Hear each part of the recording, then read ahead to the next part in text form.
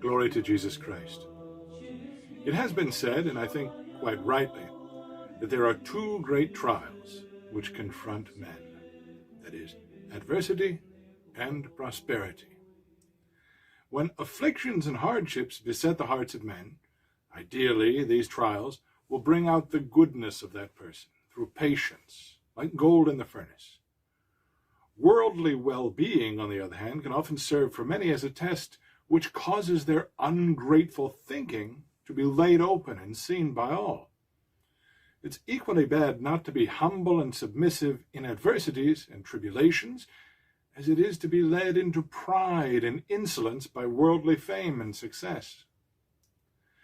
Wanting to deliver us from the evil of avarice and wanting to elevate our nature, our Lord proposes to us the parable in the Gospel of the rich man whose ground brought forth plentifully, producing even more than the man could possibly store. But to remedy this, the man, instead of giving of his surplus, decides to tear down his barns and build even larger ones, that he might hoard his good. This man appears to be insatiable. And though God knew the man to be selfish and unmerciful, he nevertheless did not remove his blessings from him on account of his great mercy and goodness. Our Lord did not condemn the man for his foolish way of thinking from the very beginning, but rather he keeps on adding more wealth to the man's original wealth. Because God is patient to the very end. He bestows good things, and he awaits each man's reformation. He thereby shows his clemency and his kindness. So the Lord then made the crops and the possessions of the rich man increase, and he multiplied the fruits of his labor, in order to call him to generosity and charity, and to leave him no excuse for these. But the man was hard-hearted. He had no inclination to practice charity, and he didn't understand that it is just and right to share one's surplus. And when he saw his storehouses bursting with plenty, he decides to add new buildings. He becomes perplexed at looking at this. He says, "What shall I do?" He complains, as if having a plentiful harvest is a problem. "What shall I do?" he says, "for I have nowhere to store my crops." Those who have nothing will grieve because they lack the bare necessities of life. They might understandably say, "What shall I do?" But it's not right that we make into a problem or a complaint. Rather, we ought to give thanks to God for all that we do have. But the avaricious person says and does such things because they are never satisfied. They're not grateful for the gifts of God. If the poor ought to endure wisely and to thank God for all things, so much more should the rich be wise and give all things in thanks, receiving good gifts from God in abundance. The rich man in the parable did not understand that his prosperity was from God. He didn't manage it as God's steward, or he didn't desire in his heart to share it with anyone. He desires rather to gather everything up and to guard it for himself. And having done so, then he says to himself, "Take thine ease, eat, drink, and be merry." Now, to eat and drink and to rest is proper to everyone. But for the rational soul, the true good, we know, lies in understanding and contemplating, taking joy in God's laws and commandments. And then for all this, then we hear in the gospel the dread sentence. God says to him, "Thou fool, this night do they require thy soul of thee.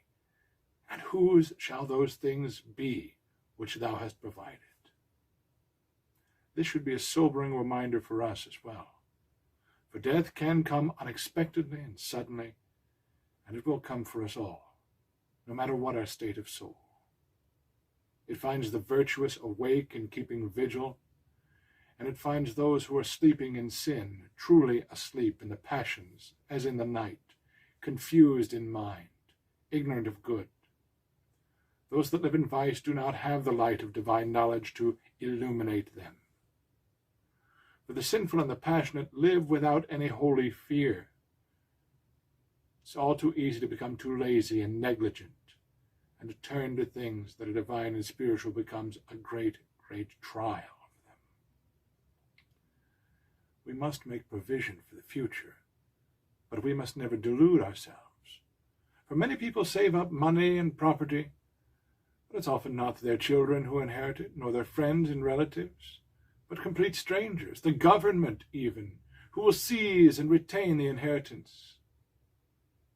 Then whose shall those things be which thou hast provided?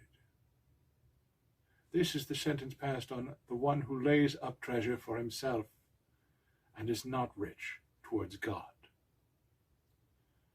Every man who strives and struggles for transitory things will labor in vain.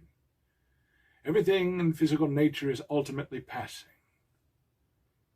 Now, a man is rich toward God when he hopes in him, when he has him as his wealth, his glory, his solitary boast. He is rich toward God when he believes with all his heart and he trusts in him that even if he should give away and exhaust all his possessions, he would not lack anything that he needs.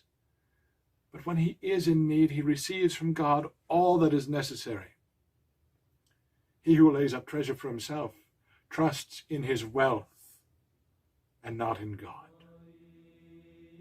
So let us then not lay up treasures for ourselves, nor let us ever send away empty the poor who come to us.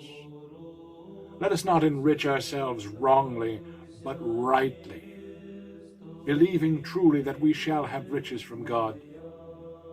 For better is having simply a little, in truth, than having great revenues with iniquity.